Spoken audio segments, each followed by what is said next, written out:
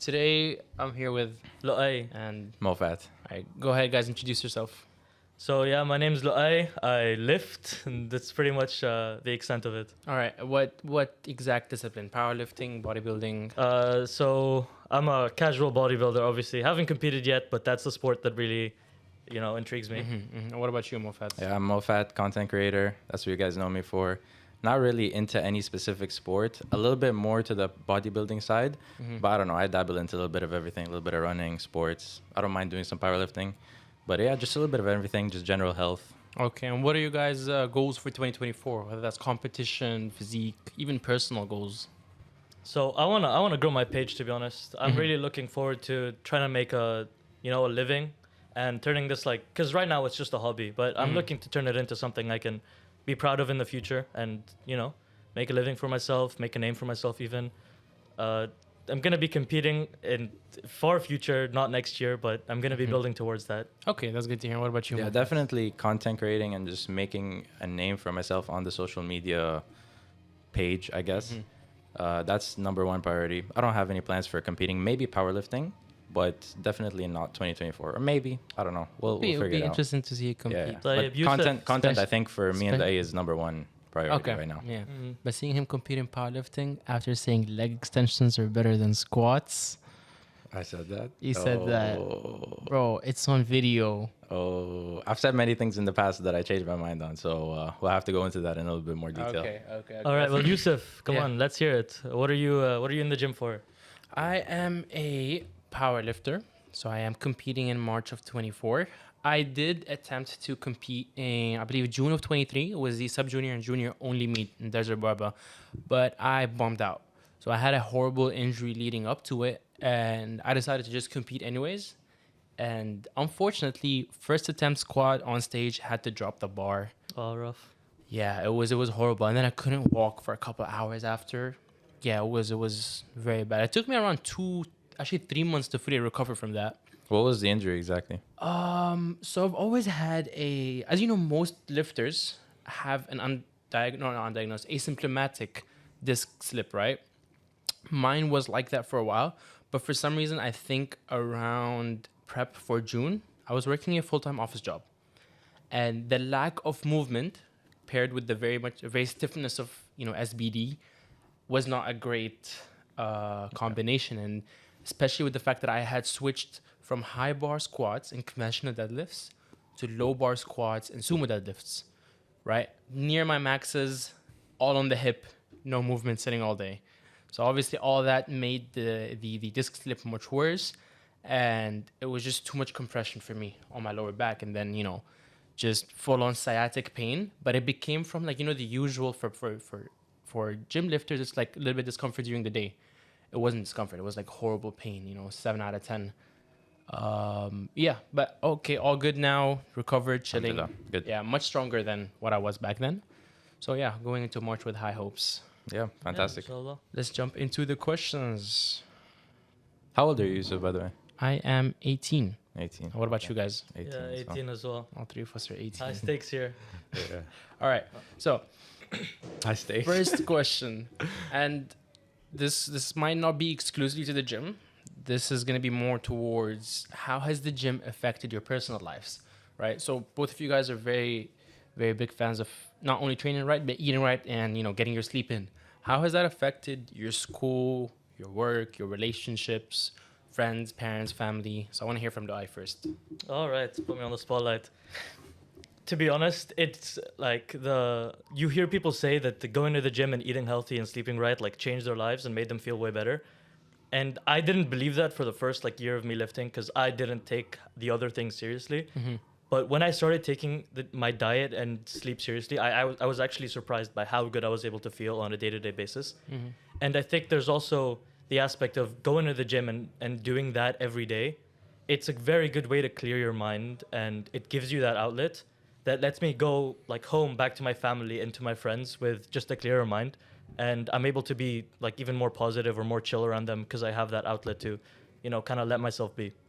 What about you, Mo? Yeah, I think number one thing for sure has to be time management and your ability to structure your day based on the priorities that you have. So like school or work or university or training or whatever it is. having all those things in check has helped me and many people like you guys to better manage their time so that they do all the things they need to do within the day. So like they get their 8 hours in, they train, they do their whatever other work or school work that they have. So you do all those things with zero time wasted. So time management is definitely number one thing. Also, like less stress, less like issues with their body. You know, you feel healthier, you feel more energetic, you feel more powerful as a person.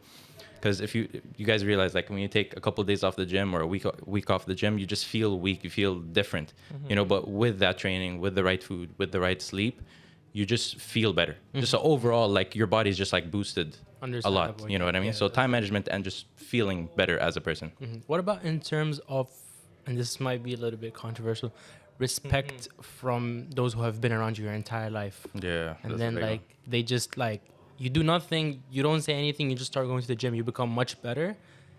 Do you feel like they treat you differently? And I'm talking about like real close family members, siblings, parents. And by the way, you guys don't have to answer. No, Yeah, it's all right. It's all right. I think one thing is that I'm just more confident around them, and I feel like a lot of people can sense that, because I was always shy growing up, or just a little bit anxious around people, but now I have this way where I've proven myself, and I feel I'm just able to be more confident, and because that, I feel like I do have a little bit more respect from the people around me, and also the fact that they see how I look, they see what I post. There's some intrinsic respect there because deep down, everybody wants to be healthy. Everybody wants to lift. And that also goes for my family. They'll see me and they'll be like, take me to the gym with you one day. Yeah. What about you, for Mo? sure, 100%. I think it's both respect from other people and how you respect yourself. You have you set your, like you almost set the bar higher up for yourself. Similar to what he said. Yeah. Confidence reflects. You have a lot more confidence. You have a lot more respect for yourself. And that translates into the way you act and deal with people. And also like siblings, my sisters, I have little sisters. I feel like they make fun of me a lot for like, oh, you spend so much time in the gym. Sometimes I just walk into the room, take off my shirt and start posing. You see those memes? That's actually real. Yes, I actually do that. You know what I mean? Because the mirror in your siblings' room is much better than yours. Yeah, it just has to be for no reason. Yeah. And I noticed that they think it's kind of cool. Even my little sisters, sometimes they tell me like, take me with you to the gym, whatever. I try taking them, but they get a little bit lazy. But it's I see that they're interested in it. My mom and dad, they also have a lot of respect for me and the things that I do. My dad, he used to be a bodybuilder, like he did a bunch of like sports. He was a very gym guy. Obviously he stopped now because he's getting a little bit older, but he knows that sort of culture and he admires me for that. Also friends around me, they have a lot of respect for me because I hold myself to a certain level and have the physique that I have. Obviously, I'm not like no Ronnie Coleman or bodybuilder or anything, but looking better than the average person makes other people see you differently because when you see somebody, the first thing you look at is, how they look, right? That's your first impression of them.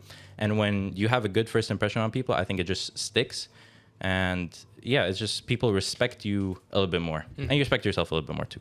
Yeah, understandable. And that's a very much agreed upon opinion. Yeah. All right. Second thing. Hey, Yousuf, you're not getting away from the questions either, by the way. Come on, I'm the host. I'm not. All right, come on, we're having a Give us conversation. your perspectives. But yeah, agreed, absolutely. And it's just, to be honest, also, it's not always that case where you guys say okay, I go to the gym, I look good, I get respect. Because a lot of people end up getting really, really, really physically fit, physically looking well, but at a trade-off of feeling like shit. And we see this commonly with... You mean like body strength dysmorphia? athletes. No, Like that type no, of no, no. thing? I mean, like, for example, powerlifters, they might look really... And a lot of them, and I know a lot of them, they look good, they're very strong, but they can't hike. They can't walk. They can't shop around the mall. Okay. You get what I'm Yeah, saying? that's what you mean. All they do is lift, right? They're really good lifters, I can't lie, and they're disciplined in that regard, but they don't transfer it over to other aspects of life. And so that's where like kind of the imposter syndrome kicks in. And I faced this myself where I was actually not far off from where I'm at right now. It was before injury. I was lifting very, very heavyweight, but I always felt like shit. And then obviously that translated to confidence. And a lot of people would be like, yeah, man, oh, you're looking good, you're looking great. And I'm like, nah. You mean you feel bad health-wise? Yes, exactly. Okay, You okay. look good, you're strong, but not day to day, right? Okay. And this has I think- caused me to shift my training Yeah. philosophy completely. I think that's part of the reason that me and Loay, we preach a lot about like getting steps in, eating proper quality food, getting those 8 hours in, because I myself have noticed that when you put a little bit less focus into the gym and lifting and a little bit more focus into going on walks, going on runs, eating more fruits, eating more vegetables, just things that make you feel better, it also translates over to the lifting 100%. and then you get the best of both worlds. You look good, you feel good, you have pretty good cardio, you can get your steps in. So it's a mix of both. Yeah. Yeah, I think I And might have that's- said this, yeah. but it's not like the gym was the thing that made me gain all this confidence and respect and all that. Because for the first year of me lifting, I did feel like shit a lot of the time. I wasn't really taking my health seriously by then. But a year into it, I was like, hey, if I take my health seriously, I'll feel better and I'll do better in the gym. 100%. And that's when I first started noticing that, my energy was doing better. I could focus more at school, in the gym, with my family, like spend more time with my friends and all that. It's when I started taking everything else outside of the gym seriously as well. So I feel like the gym helped because it's kind of like a gateway. It's helped me step into that, like being more health conscious about my food and my But it's sleep. not everything. But it's not everything. 100%. That's where a lot of people think. Yeah. Oh no, I'm gonna step into the. They think it's a Rocky movie, you know. Like I'm gonna step in. I'm gonna. This is my villain arc. This is my. And then they just quit after a couple months. All right. fair, yeah. Second question. Coaching. At what stage of your career do you think you should get a coach? And I would like your opinion on both bodybuilding and powerlifting. All right. I'll say about powerlifting. You guys can tell me about bodybuilding. At what stage do you think that someone goes from amateur to intermediate or professional? So I think a lot of people misinterpret what the goal of a coach is. Usually a coach's goal isn't to feed you this new information or teach you how to do things, because then a lot of professional bodybuilders who've been training their whole lives wouldn't need coaches. A lot of what a coach provides is like a venue for accountability. A coach helps you be accountable because when you like miss a lift or you fuck up on your diet or you do something off plan, it's not just yourself that you're letting down. Your coach is also being let down there. So I feel like that's the biggest utility of a coach, is to have someone to kind of hold you accountable to your diet. So for me personally, I would consider a coach for bodybuilding if I was going into like a show or something, or coming out of a show even, because those are the most important times for you to kind of stick to plan. And any kind of small slight screw ups can really throw you off track. So I think that's the most important time. But if you're anyone with serious physique goals, you could hire a coach at any time, because they do also provide information and experience that you might not be privy to otherwise. What about you, Mo? Yeah, I think I definitely agree with that point. But I think also the coach is not 100% necessary if you're not trying to be a serious bodybuilder or powerlifter. Obviously, I think bodybuilding is... I don't know much about powerlifting, so I'm going to speak a little bit more on the bodybuilding side. But bodybuilding is not something that you need a coach if you're just doing it casually, It's a right? spectrum, So like, you know, yeah. You can either be an amateur, a pro, or just a casual. Yeah. And I think most people watching, from my viewers and Loay's viewers, are just casual people. They want to get a little bit healthier, look a little bit better, get a little bit stronger, build a little bit more muscle. So for those people, I don't think you need a coach. You can definitely have one if you struggle with that accountability aspect. But then again, you can get a friend who is very consistent, and they could be your quote unquote coach and hold you accountable. You know what I mean? You could get a friend who's been really consistent, and you guys start going to the gym together, and he holds you accountable. The classic gym bro. Yeah. And then he becomes sort of your coach, but then you don't need to pay anything, and there's no actual commitment there. So unless you're taking something very, very seriously, I think that's the point where you might want to get a coach. But other than that, I don't think it's necessary, because the information is there, right? You can go to YouTube channels and TikTok accounts or whatever they have. They have pools of information that you can take from, and most of the time that information is going to be all you need to achieve your goal, So right? the But then coach- unless you want to take it to the next level, then you're going to get the coach. So basically, the coach doesn't add something to you, but it fills in for the lack of accountability. Yeah. Oh, Well, I mean, they do have a lot of knowledge and experience that any other person who wants to get a coach won't have, right? But then again, it's like, where do you want to get to? You And can then definitely put in the effort yourself to get that knowledge, but the experience comes with time, and some people just don't want to spend that time. And that's why I think a coach could be very useful, even like outside the realm of bodybuilding, just for like life and health. There are many coaches who are tailored more towards helping you just get healthy. And I feel like that's also an important aspect. It's because they have the knowledge, experience, I think those are and the called life accountability. coaches. Yeah, Yeah. there you go. Mentors. Some bullshit, bro. Everybody knows what they need to do, but it's just some people don't want to do it. I love that. That's something I say all the time. It's like, you know what you need to do. You know exactly what you need to do. You know when you need to do it, and you know the steps that you need to take, but you're just not doing it. Like if you want to lose weight, you need to shut your mouth, move a little bit more, get some good sleep, eat quality food. You lose weight, but then they just don't do it themselves. They want somebody to hold them accountable, and then that's a game of like, is that a bad thing? Is that not a bad thing? It's a stepping stone. Yeah. Well, yeah, I'm gonna play devil's advocate here because I have a lot of family who don't know what they need to do. Like you'll hear a lot of people tell me that, oh, they're trying to lose weight, so they're gonna not have breakfast or cut out their carbs because something about their insulin, or they'll be going into the gym and doing some weird ass exercises. Yeah, dude, no, I'm insulin resistance. I need to. Yeah. It's like calorie deficits just don't work for you, bro. You don't get it. It's always you young people. You don't get it. Once you're old, you'll get it. And then you get old and you go to the doctor and he preached the same thing. Still a calorie deficit. Yeah. All right. I would say for powerlifting, even if you're a casual, you need a coach, because within your first 2 to 3 years of lifting, there's a lot of things that you're not self-aware. Like, I know a lot of my friends who have been, maybe not powerlifters, but they want to up their squat, they want to up their bench. And I see them doing the very, very opposite of what they're supposed to be doing, right? And I was also victim to this myself, where they'd be like, okay, dude, I'm just going to train hard. I'm going to eat well. I'm going to rest. But in the sense of upping your squat, bench, and deadlift, that's not the case. You should train sub-effort, right? You should be training not to your maxes, not hard. You should, break a sweat basically for 6 weeks and then up it. So it's like a lot of niches and technicalities and stuff that I think a lot of casual powerlifters don't know about. And this is why I think it's very important to have a coach, especially for your, I would say, 6 months of taking your squat, bench, and deadlift seriously, right? You get an understanding of what programming is, what deloads are, what's fatigue accumulation, what peaking is, etc., etc. And then you can, cruise around by yourself, adjust pre-made programs to your own intensity.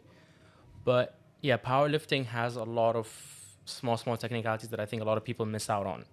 So it's not like, for example, for powerlifting, can you get a friend who's been powerlifting to help you out with those stuff, or do you think it's better to just get a straight up coach? It's much better to get a straight up coach. I mean, unless your friend is willing to go ahead and write an entire program for you and make sure you're sticking to it, make sure your lifts are moving as per the prescribed effort, then yeah, sure. But it's very rare that you find a friend like that, because most of the time the friend has his own thing as well. Yeah. So I think, and to be honest, powerlifting coaches are not as expensive as bodybuilding coaches. Like I've seen the range for both. I'm talking about online for both, by the way, not face to face. They're worlds apart. I'd say like 5 or 6 times the difference. Yeah, to be honest, the price is the only thing stopping me from getting a bodybuilding coach. Yeah, like you'll find like the average powerlifting coach anywhere from 250 to 400 dirhams a month. As for bodybuilding coaches, you're talking a minimum of 1,200 dirhams a month. Yeah. Right? And fairly so, because they don't just handle your training, They handle the form of every exercise you're in the training. They handle your diet, your sleep, your water, when do you retain, when do you carb load, when do you refeed. As for powerlifting, it's just, here's a program, send me your 3 lifts a week, we're good. It's much easier. All right, next question. Yeah. Especially for you two guys, the fuck is this optimal science-based exercise selection? We get it, man. We get it. Come on, behind the torso, No, bicep curls. no.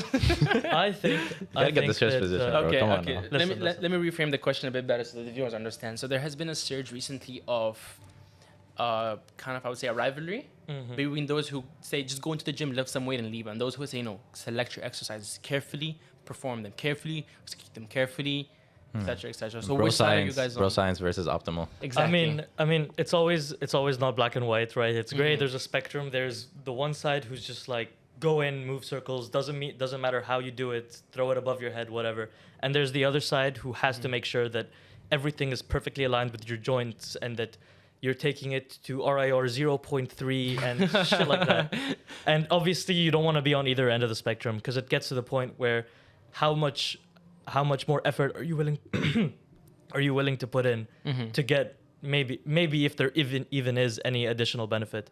So I mean, I think that you're probably better off to lean more towards the side that's considering what they're doing in the gym.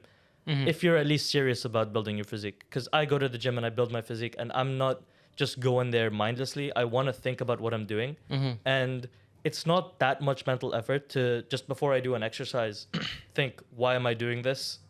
Does it feel right? Because the alternative is I just go in and I move a bunch of weight, and then it feels like crap, and then I hurt myself. I don't get the gains I'm looking for. That's the majority of initial gym goers as well. Yeah, that's what happened to me when I first started going to the gym, because I don't want anybody to believe that I joined the gym and started doing optimal shit right away. You know, I was all about those Arnold presses and Arnold whatever shit, Yeah, right? yeah, understandable. So I went like, hey, I can feel better, and it takes me little to no effort to just think a little bit more. Now, I'm not saying, like, there's obviously the extreme where you worry about it so much that it gets in the way of your training. And I feel like that's the point where you should just stop worrying about it and just live, bro. Yeah, I think I just want to explain what exactly this optimal thing even is. And the meaning of optimal or optimizing something is to just make it a little bit more better, or to get a little bit more out of, like, getting more bang for your buck. So putting the same amount of effort but getting more results, or putting even less effort and getting more results. That's essentially the gist of what optimizing your training is. And it's not really optimizing it so everything is perfect and it aligns with your joints and muscle fibers and whatever, anything like that. But it's more so just being a little bit more mindful of the things you're doing, understanding why you're doing the things you're doing, and making things a little bit better so you can achieve your result a little bit quicker. That's essentially what it is. So there's no issue at all in optimizing your training or making it a little bit more smarter and a little bit more better for yourself. And I think it is a very individual thing, because what's optimal for me could not be that optimal for you. It's a little bit more lifestyle dependent, a little bit more preference dependent. But at the end of the day, it's just about making things a little bit quicker for yourself in terms of the results that you're going to get for putting possibly less effort. That's essentially what it is. Yeah, I think that's the context that a lot of people miss when they're talking about what's optimal. It's that there isn't one exercise or one approach that's optimal. There's really like a range of 5 to 10 different things you could go and do in the gym and still produce, for, like, lack of a better word, just the same results. You know, you could go in and do like completely different exercises on your chest day to someone else, and you both could see similar growth because you enjoy those movements. And I feel like that's the most underrated factor when it comes to what you're doing in the gym. Enjoyment, And yeah. what Enjoyment number one. what for sure. determines what is optimal. Because if I tell you that this machine chest press is optimal, but you get on it, you can't really press with good range of motion, it doesn't feel right, your elbows get blown out, I can't really sit there and still tell you that it's optimal. Yeah. And that's kind of the context that a lot of people miss when they just spew out, hey, that's not optimal. Understandable, yeah. And to be honest, I agree also with both of you guys. It's a range, you know. Don't just go in there and lift some weight and call it a day. You know, have a structure, have a program, know what you're doing. But at the same time, people overglorify it, Yeah. right? 20% planning, 80% doing. That's in my opinion. A lot of people say it's the opposite. A lot of people say 80% of the results come from 20% of the work. But I think it's just the main, and this is why people also respect the gym a lot. It's work. Whatever you put in, whatever you'll get out. And remember, it's always what you put in, not in terms of your program, not in terms of your exercise selection, not in terms of consulting, but in terms of actually doing it. Yeah. You may not have the most optimal, but I feel like the more effort you put, the more results you get out. Yeah. So and number just- one thing is, at the end of the day, I think is just being consistent over a Yeah, long 100%. period of time. 100%. That's going to get you results. Because you could do bench presses, which are not optimal for growing your chest, and squats, which are not optimal for growing your legs. But if you do that over the course of a year and a half, you can't tell me that your chest and legs are not going to get bigger. They are, for sure. It's just about finding the things that you want to do and the things that match you and the things that are good for you. And as I said, you could do some super optimal chest press, but then if your joints feel like horribly, if they feel like shit, then are you really doing an optimal exercise? 100%. I don't think so. That's, You know that's, what I why, mean? that's why we see really good looking people across all sports. Yeah. Powerlifting, swimming, bodybuilding, even the athletics. At the end of the day, it's consistent. It's effort that's consistent over a long period of time, like Exactly, you said. yeah. That's I kind think of been this- my philosophy. Yeah. It's that you'll see the people at the top, and you can ask every single like professional physique, whether that be in bodybuilding or boxers, fighters, powerlifters, all those. They have physiques that, let's be honest, most of us will never be able to achieve, and each of them reach their physiques in completely different ways. So if you look at all of those varieties of training, and you can say that no, this one is optimal, I think you're missing the point entirely. Exactly, They yeah. all got there with like completely style. different training philosophies, and if they just put in the effort, more than likely you're gonna grow. Mm-hmm. But there still is some merit to trying to think about it, because hey, you don't want to be wasting your time. There is a better way to do it, but it should not come at the expense of you just Yeah. actually putting in the effort or being. And I think consistent. this whole optimal thing stems from, there's people like Coach Kasim or Yeah, like yeah. those guys who do really scientific studies. So they do like an incline dumbbell press that's 45 degrees, and then they do an incline press that's 60 degrees, and then they see which one generates the most muscle growth. And I think when you get there, that you're getting onto the far end of the spectrum where it's like, There's no what are you point. doing? Yeah, what are you doing? You know what I mean? And then people, they follow those guys and listen to those guys. And I think what's worse is that they're influencers and people who don't really know what they're doing. They watch them and then they go onto their own accounts and then say the things that they're saying. And then they're like, oh, if you do this specific chest press machine, is going to generate the most growth because according to this study and that study and blah, blah, blah. And then the people, they have really good physiques. And then the people listen to them and watch them because they have really good physiques and they have big followings. Then they're like, okay, I need to do that because this guy said it and this guy took it from a study, so it must be correct. So then they go ahead and do it, and then they don't really grow, and then they miss the basics. So the basics are eating good and sleeping good and training hard. So they miss out the basics, and then they go to the optimal stuff, but then they're not really optimizing their training because they're not hitting the basics. You know what I mean? They're just doing the fancy stuff without the actual things that are going to get them the results that they need to get. 100%, 100% agreed. And okay, it's really good answers actually. Yeah. So Get next prepared. one, this is gonna be a bit of the funnier side. All right. Okay, this is a very, very common reason most guys start gym because of women. What is your guys' experience with that? Why did you guys start? And was there a woman involved? Here you go. I'll let you take this one No, first for me actually there was no woman involved. I'll tell you guys the background of how it all started. So my dad, as I said, was always like into the gym, powerlifting, training, bodybuilding, whatever. He always had a good physique. Like I remember 10 years ago we go to the beach, he'd take off his shirt, like six packs and everything. So he was like looking good, and I was a fat chubby kid, and I'd look at that and I'm like, damn, it kind of looks cool. It's my dad. Like surely he can teach me that. So I started going with him to the gym. And at the time, he sort of took a step back from lifting weights and got more into martial arts. He started doing a lot of Muay Thai, a lot of boxing, a lot of MMA and stuff. So I'd go with him to the gym, and we'd do like a class of Muay Thai, for example, and then we'd also lift some weights as well. So there was like a mix of martial arts and training at the same time with my dad. And then he eventually took a step back from training altogether. And then I continued to just go to the gym. I took a step back as well from martial arts, and I started going to the gym. There was no really woman involved. It was just me trying to get better, trying to look better or whatever. And that's sort of how it started. And how it's going, no, the girls, I don't think they care that much. 100%. Yeah. I mean, I think there's a little bit of interest, now that I'm going to university or school or whatever. There are girls that are like, okay, this guy looks good or whatever. And I think it's not because of the gym itself. It's because the effects of the gym. We were talking about this earlier. Confidence. It's like you have more confidence. You look better. Like even I myself have started to notice that because my body is a certain way, I started to dress differently. I'm starting to take care of the way I look, my haircut, the clothes I'm wearing, blah, blah, blah. And I think girls pick up on that. Haircut? Haircut? No. This is a very This is a very unique look. It's very hard to pull off. I do need a haircut, but like I go in with a fresh fade. You know what I'm saying? Understandable. Yeah. Yeah. But yeah, in yeah. general, it's girls are interested, I think, in the way that you hold yourself, not with your physique itself. You know what I mean? And 100%. the way you portray yourself and the image that you give off to other people stems from the training and the self-respect and the self-confidence that you get from the gym itself. 100%. What about you, Loay? Yeah, I didn't start lifting for girls either. I hate to break everyone's heart out there. I was kind of athletic when I was a kid. I was in the swim team. I played tennis. I ran short distance, long distance. I was in all of that, but I still, deep down, I had some kind of body dysmorphia my whole time growing up, and it was always like a thing that I tried to work on. Like when I was 9, I don't know if we all did this, but I certainly did this. Those ab workouts. Yeah. Oh, Just had to get absolutely, abs in bro. 30 Yeah, minutes. I'd be like spamming push-ups, whatever I could. And that really started when I was really young. I didn't really hit the gym until I was like around 16 because I didn't understand how to build a physique. I just wanted to.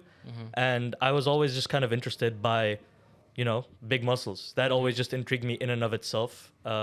So I always wanted to lift, and I didn't really have a family background like that, but my parents always, always tried dieting. They always tried taking care of their health. And I looked up to that, and I was like, I need to also try to take care of my health. And, I'm proud to say that I actually succeeded. Okay. And That's I great feel to like hear. I've like left footsteps that a lot of people in my family can also follow. And that's something that I'm really proud of. That's part of the reason I do it too. I have a brother who's 8 years old and a sister who's 3. And I'd like to think that I'm someone they can look up to in the future when they're looking to take their health seriously or whatever it may be.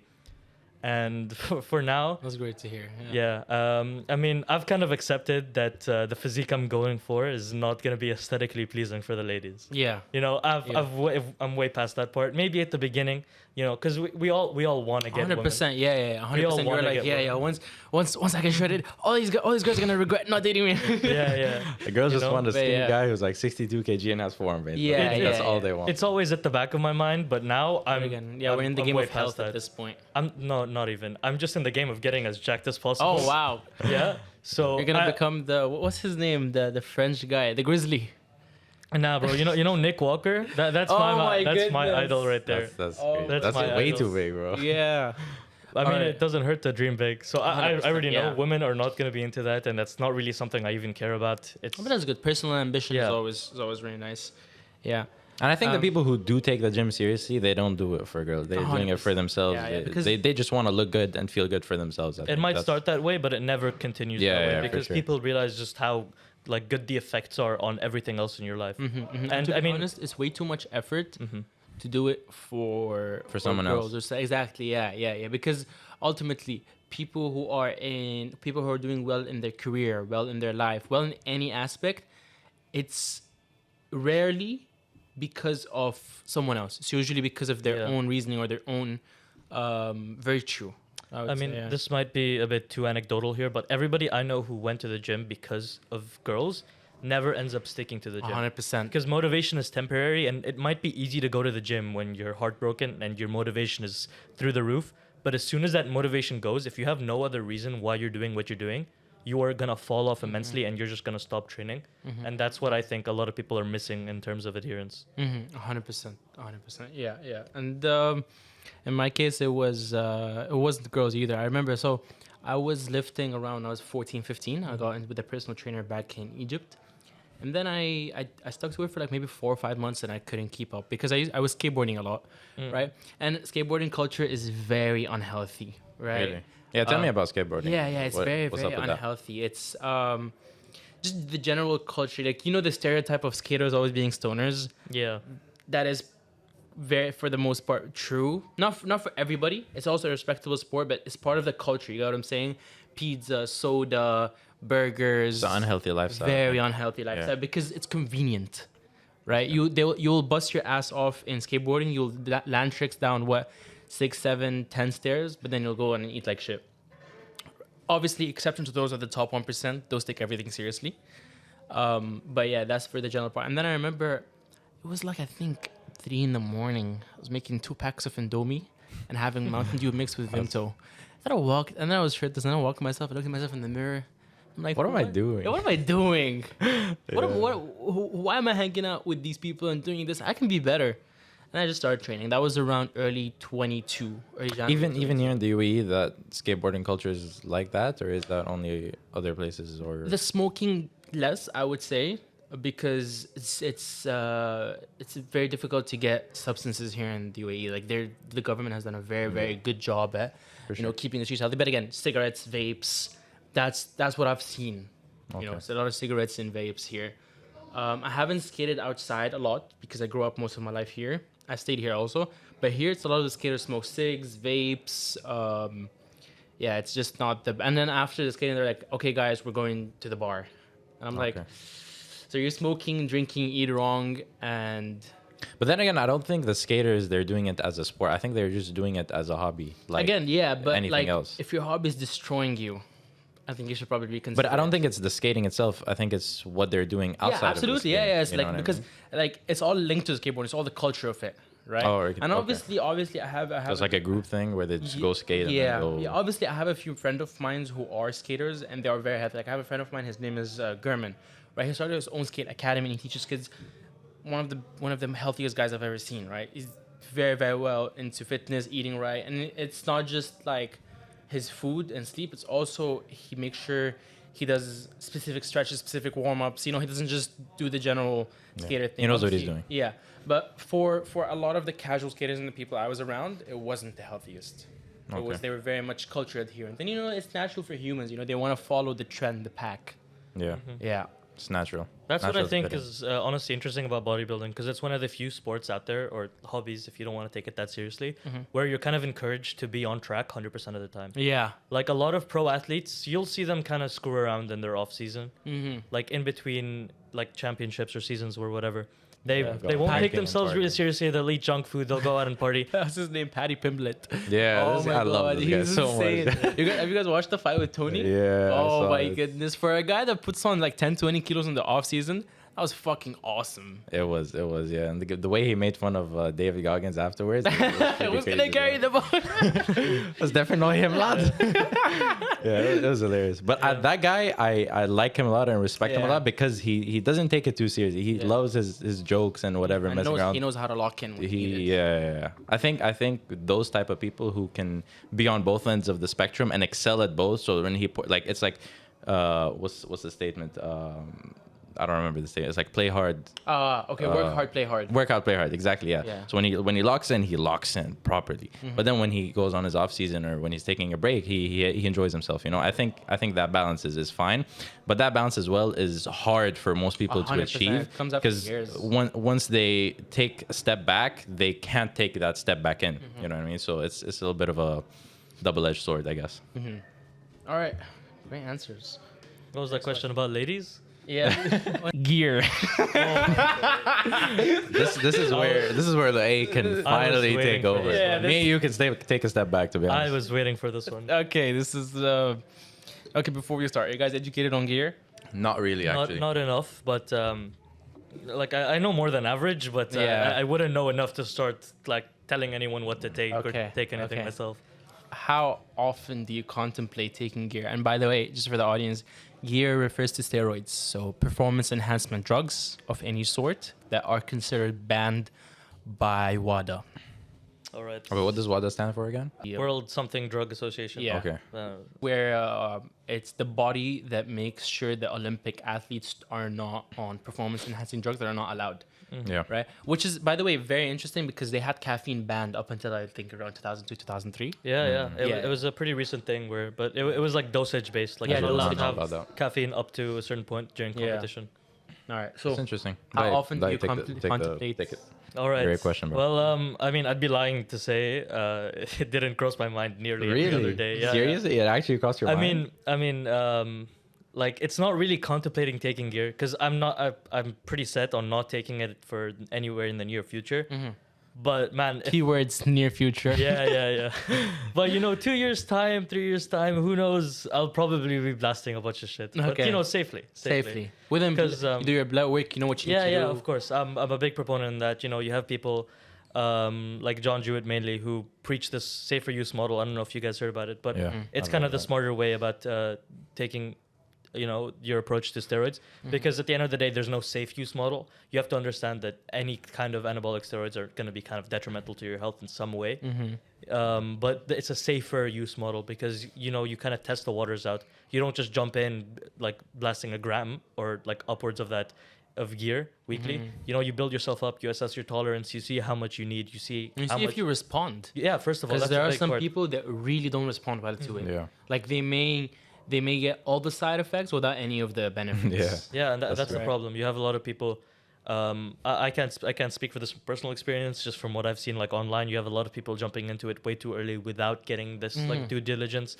And like to be honest, if you're yeah. the type of guy that's looking online for like people to tell you whether you should take steroids or not, like if you're looking up to someone else to tell you should take That's steroids, your sign not to. that's your sign not to take steroids. Yeah. The people who are going to take steroids are going to do it no matter what anybody else says. Right. They know what their goals are because yes, it is a trade-off. Yes, you are possibly risking your life for this. You're shaving years off. It's basically Yeah, you're shaving years off. Of course. Like, and you can do it safely, more safe than just cruising and like blasting a bunch of shit. but at the end of the day, there's always an associated risk, no matter what you do with it, sure. and it's 100%. never going to be the safer option. 100%. Yeah, agreed. Always think So And I mean, yeah. unless you're trying to be a serious bodybuilder, there's no reason at all for you to even think about it. You know what I mean? Exactly. I mean, I'm tempted. I'm tempted because I know my goals. I want to take this far. Mr. Nick Walker. Yeah, exactly. I want to take this far, but I know that it's just not smart. It's not a good idea, and it's kind of like not worth it for me to take them right now because Right now. I still have Right now. Yeah, right now. Yes, guys. I'm not on steroids yet, right? Because I mean, I Yet. still have. That is getting way too comfortable. giving us content, guys. Man, I still have a couple more years of natty gains. to natty make. potential. I don't believe in reaching your natural potential because Yeah, I don't that's believe you're unless- ever gonna get there. Yeah. Yeah. But I There's feel a like you owe relative it to yourself. goal, yeah. You owe it to yourself to See push your yourself limits. as hard as you can. I mean, hell, I haven't spent maybe like 2 years consecutively bulking yet. A lot of my time getting into the gym, I didn't know how to diet properly and I didn't know how to sleep, recover, train.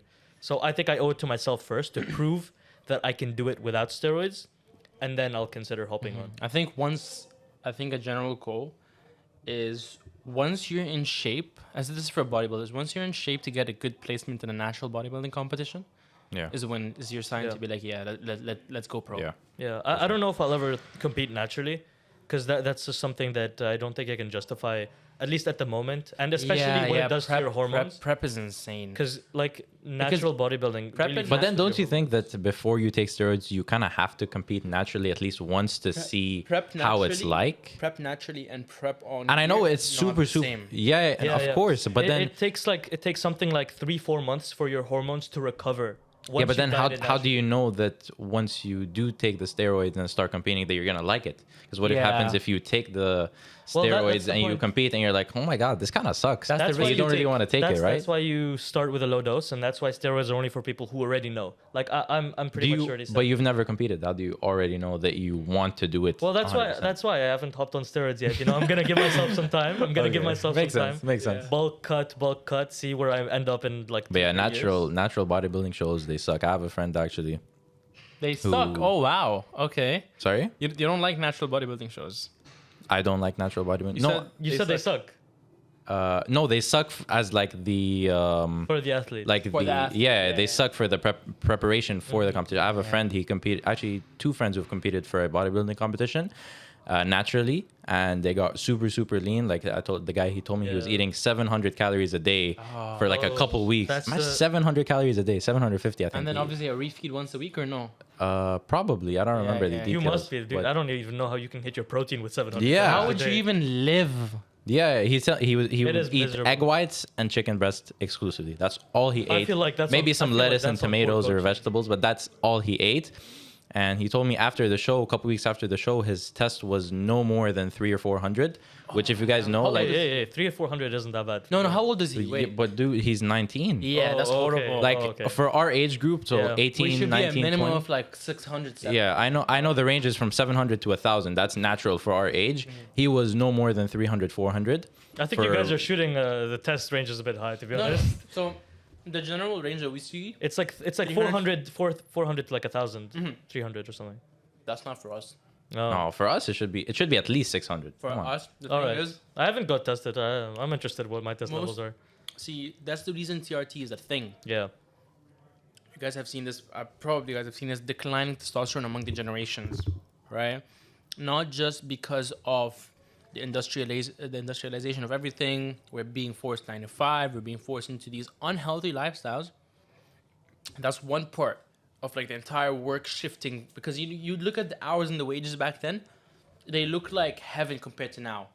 On top of that, that's one side that's being pushed, and then the other side is the entire West agenda, right? Yeah. We're talking about no, you can be whatever you want. No, if you feel like if you're a boy if you feel like you're stuck in a boy's body but you're a girl, you can switch. That It's controversial. here. exactly, yeah, but that's societal. First episode? That's yeah, but I'm being honest. But that's society. But that lack of societal pressure to be Yeah. like, hey, stand up for yourself. You are a man. Do what you need to do. The lack of that probably brings our testosterone down. But for us healthy people, for us who train right, eat hard, sleep well, Our test Yeah. should be especially that we're 19. teenagers still, or Exactly, very yeah. like Yeah, young yeah. individuals. Going back to what I was saying, yeah, the guy was post show for like a couple of weeks. His testosterone was horrible.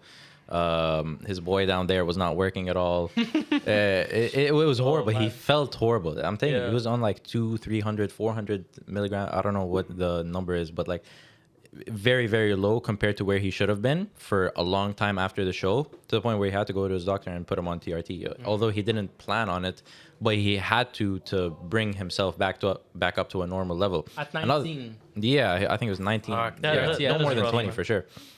I mean, you'd be surprised how many people, like especially our age, would need it, and even women too. Yeah. Like a lot of women are actually also very low on testosterone, and Yeah, they could yeah. actually benefit from TRT.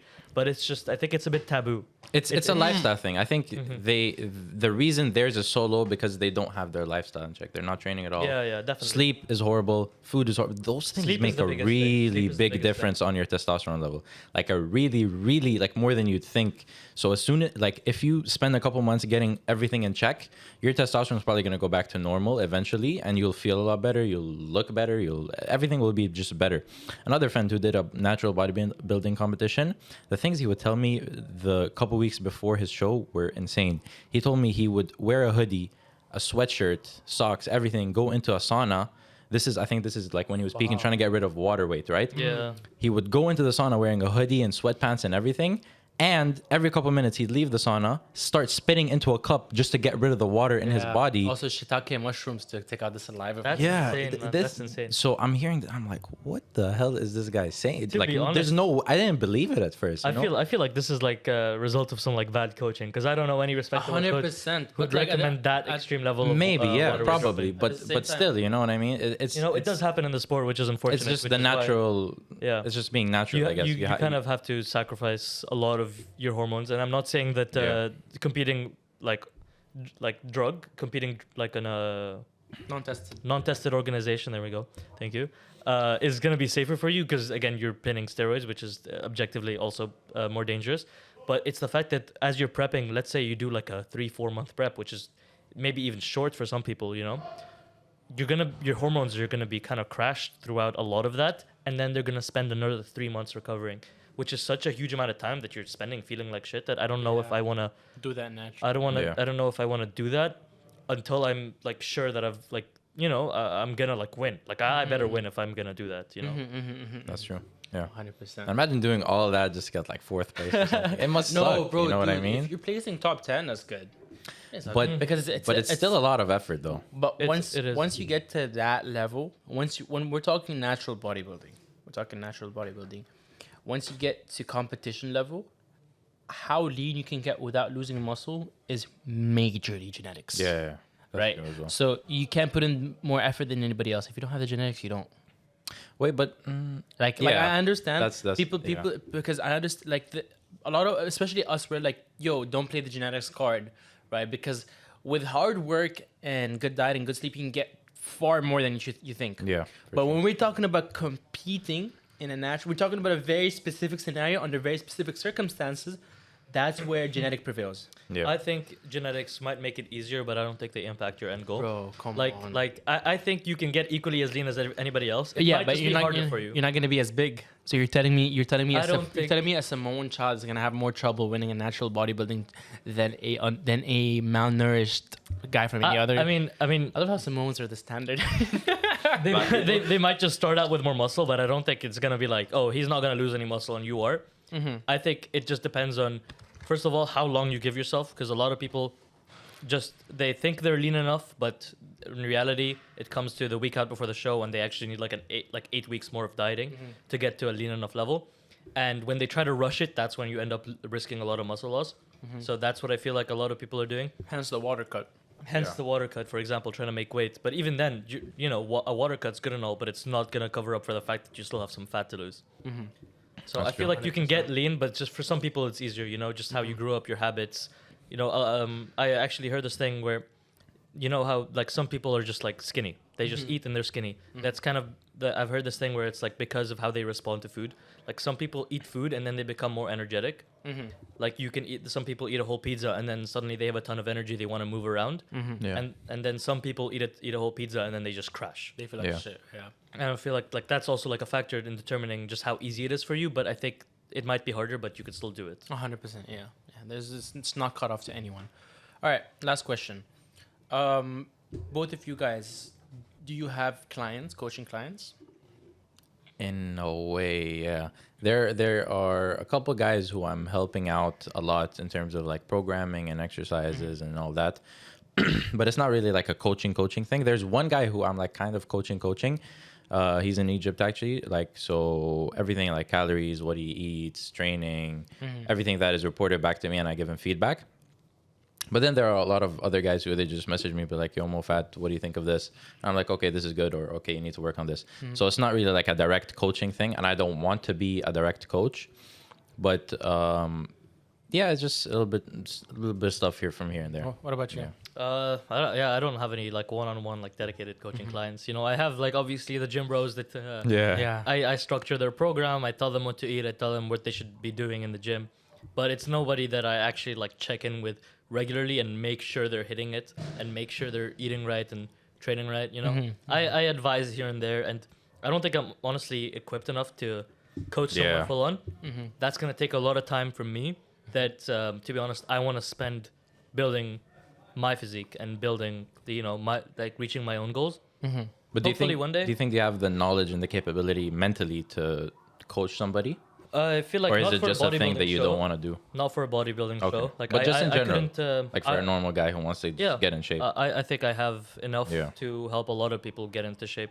But if you're asking me to come, like help you train for a bodybuilding show, or Yeah, for sure. like I don't think we're there yet. like PQ for like stage or something, I would not be well equipped for that. I Yeah. just Yeah, don't because have you the haven't been through experience. it. Yeah, Yeah. exactly. I haven't It's been through the mostly experience. mostly being through shows in different scenarios. So being through a local show, Yeah.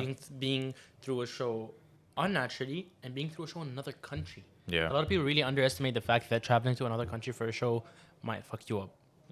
All right. Okay. Yeah. What about one more question?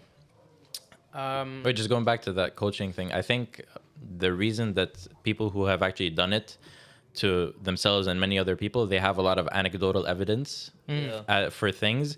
So even though it's not scientifically proven, but because they've seen the same thing over and over again happening with many different people, they understand what needs to be done in that certain scenario for them to get their clients to where they want to be. So It's that's like something I wanted it's to add. something that even goes up to the top because I mean I heard like even like Sibam say this, right, that he's clearly very experienced in the sport. Yeah. He very clearly knows what he's doing, but even up to his most recent Olympia, he had issues that he couldn't get solved without a Yeah, coach, yeah. and with that the experience that Yeah. someone like Hani Rambod Think- would have brought. Bro, Hani Rambod is absolutely insane. Yeah, But- I look at him, I'm like, this guy looks he looks like my uncle. Why is he coaching Oh, no, he has a good bodybuilders? physique. He has a good. No, but he but doesn't. He doesn't it's look like an nothing Olympia. crazy, right?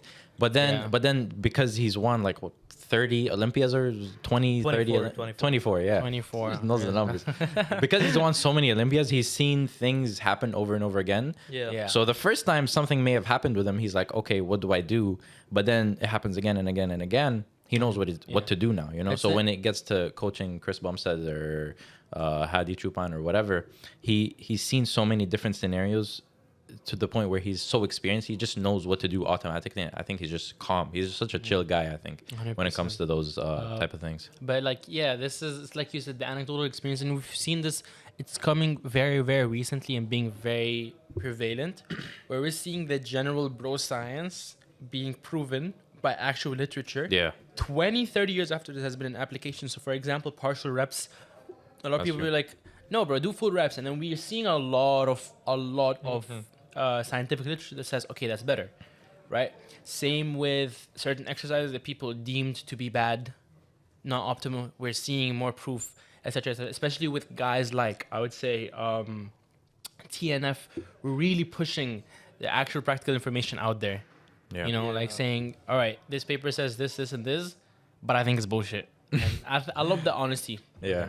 It's But because then, there's always yeah. limitations to like science. Yeah, Like, 100%. I'm all for science. I'm a big Yeah. believer in the scientific But the papers method, are like 'cause what else would you assuming all subjects do this, and this, Yeah. they get this result. And then But- like the limitations are like the variables are Yeah. very unrealistic. You just can't get all the information that you need because bodybuilders kind of they live in a space on their own, and you can't. 100%. Like, what are you gonna do? You're gonna perform a study on the top 10 Olympians to see if it actually works on experienced lifters. That's just something that's unrealistic. So you usually have the studies in like untrained lifters or lifters who haven't trained seriously, and then you can't ensure, like you can't ensure like their diet. A lot of these studies are like they're asking the participants to self-report, which again is a huge limitation. And then there's also the fact that The team themselves, the team of Yeah. scientists are inexperienced when it comes to this, so they might inaccurately perceive something. Yeah. They might inaccurately, like for example, and what I've seen this actually very recently. You guys know the leptin hormone is responsible for hunger. yeah. Yeah. Right? It could be that these people are well fed, but it's just because they have certain leptin triggers that makes them feel hungry, and then the study says, oh, but calories don't work. He ate his maintenance and he's still hungry, therefore his maintenance is much higher than it actually is. For example, right? But that could just be him being fat and he just wants Could to be. eat, more food, Could be 100%, but again, that's like he said, a limitation. Yeah. You can't ask the subject to self-report and then rely on that information. That's true. Yeah, that's why the studies are good, but at the end of the day, they're nothing if you don't use them with the context. 100%. You know, Yeah. that's why we have a lot of old school bodybuilders who, they made it very big, and a lot of people who still follow the principles of old school bodybuilders and Yeah. still make it very big. Like Hani Rambod, he can be all that, but like FST7, what is that? I don't know. Like, it's not been proven by scientific literature, but at the end of the day, it doesn't matter because there's so many other factors that you have to consider Yeah. when you're looking at muscle growth. That, for example, like a single thing might not drag you all the way down or might not make you gain all that much muscle. It's like very, very minute. That's true as well. 100%. Yeah. Going back to like the optimal exercise type thing, like there are a lot of people who deem exercises to be bad or not optimal or whatever. But going back to the same thing, because they are doing everything else in check, that one thing that's not 100% perfect is not that big of a deal because their food is good and their training is good. Because everything else is just so perfect that one exercise that isn't optimal is not a limiting factor to the results they get. You see like Hani Rambod, like I've seen him do like really weird exercises with his clients and bodybuild, like Sebum doing like some bent over row, which is like not optimal, or doing like 21s, which are, like the half rep type Yeah. thing, which are not optimal, but because they're bodybuilder and because of obviously, like the performance enhancing drugs that they're taking and the really, really perfect diet that they have and the perfect sleep and everything else, they just get where they want to get, even if there are a couple of variables that are not perfect. You know what I mean? Yeah. So that optimal range might be scratched off if you Yeah, for sure. And I think anecdotal evidence is just number one, especially for people who are just casuals. Number one. Number one for people who are just casuals, and number one for just your own like feeling. You know what I mean? Like basically, experience is king. Yeah, experience and you're knowing your own body. You know what I mean? I think anecdotal evidence is just a really good way at evaluating the things that you do for yourself. So like exercises or foods that work for you and foods that don't work for you. So I think just trying things out for yourself and seeing what works and what doesn't is just a really good rule of thumb to just pick things out for your own self. Understandable.